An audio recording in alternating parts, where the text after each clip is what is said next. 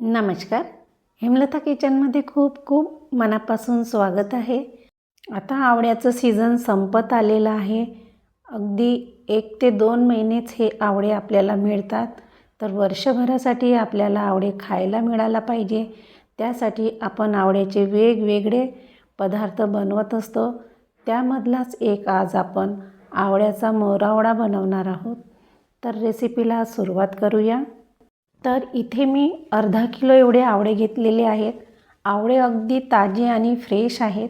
आवळे घेताना ताजे, आवळ्यावरती कुठले डाग वगैरे नसलेलेच आवळे पाहून घ्यायचे. आवळे स्वच्छ धुवून घेतल्यानंतर मिठाच्या पाण्यामध्ये 2 तरी तासासाठी भिजत ठेवायचं. आवळ्यावरती कुठले धूळ, कण, माती लागलेला असेल तर ते पूर्णपणे निघून जाईल आणि कोरड्या स्वच्छ कपड्याने पुसून घ्यायचं. कारण आपल्याला आवळ्याचा मोरावळा वर्षभरासाठी साठवून ठेवायचा आहे, तर एवढी काळजी घ्यायलाच पाहिजे. आवळे स्वच्छ कपड्याने पुसून घेतलेले आहेत. अगदी छान ताजे आणि टपोरे असे आवळे आहेत. आवळे किसताना मोठी अशी जाडसर बाजू पाहून आवळे किसायचं, म्हणजे छान त्याचे असे मोठे मोठे लच्छे पडतात.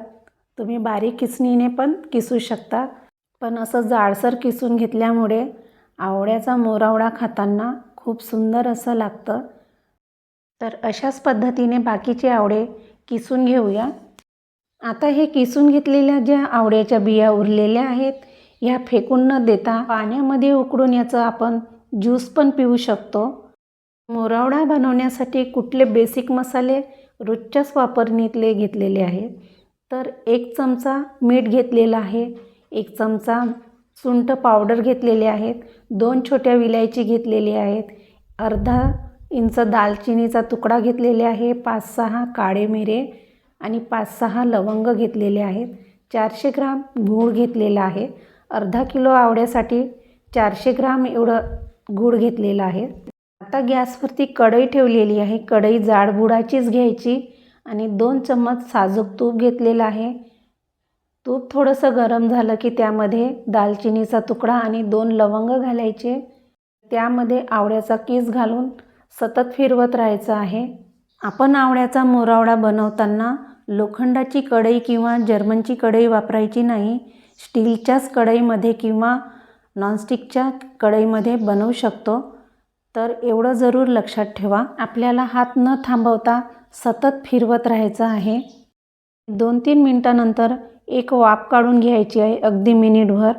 वाफ काढून झाल्यानंतर परत सतत 2 ते 3 मिनिट फिरवायचं आहे. आपल्या शरीरासाठी आवळा एवढा फायदेशीर आहे. ताजा जर आवळा मिळत असेल तर रोज 1 आवळ्याचा ज्यूस किंवा 1 आवळा खायलाच पाहिजे. आता यामध्ये आपण 1 चमचाभर मीठ घालून घेणार आहोत आणि मीठ घातल्यानंतर चांगलं असं मिनिटभर परतवून घ्यायचं आहे.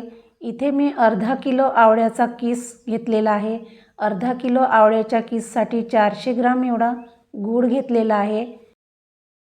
गूळ चिरून किंवा किसून घेतल्यामुळे लवकर गूळ विरघळल्या जाते.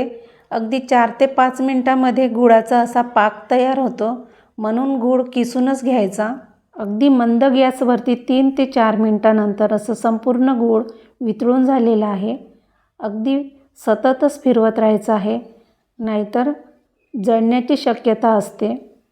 आपल्या शरीरासाठी आवळ्याचे एवढे फायदे आहेत की वर्षभर तर आपल्याला ताजा आवळा नाही मिळत, म्हणून आपण वेगवेगळ्या पदार्थामध्ये आवळ्याचं सेवन केलं पाहिजे. त्यामधलाच हा एक मोरावळा आहे. मोरावळा हा रोज 1 चमचाभर जरी खाल्लं तरी आपल्या शरीराला भरपूर फायदे होतात.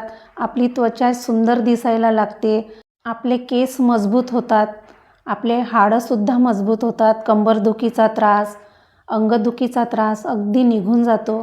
म्हणून रोज तरी 1 चमचा असा आवळ्याचा मोरावळा खायला पाहिजेच.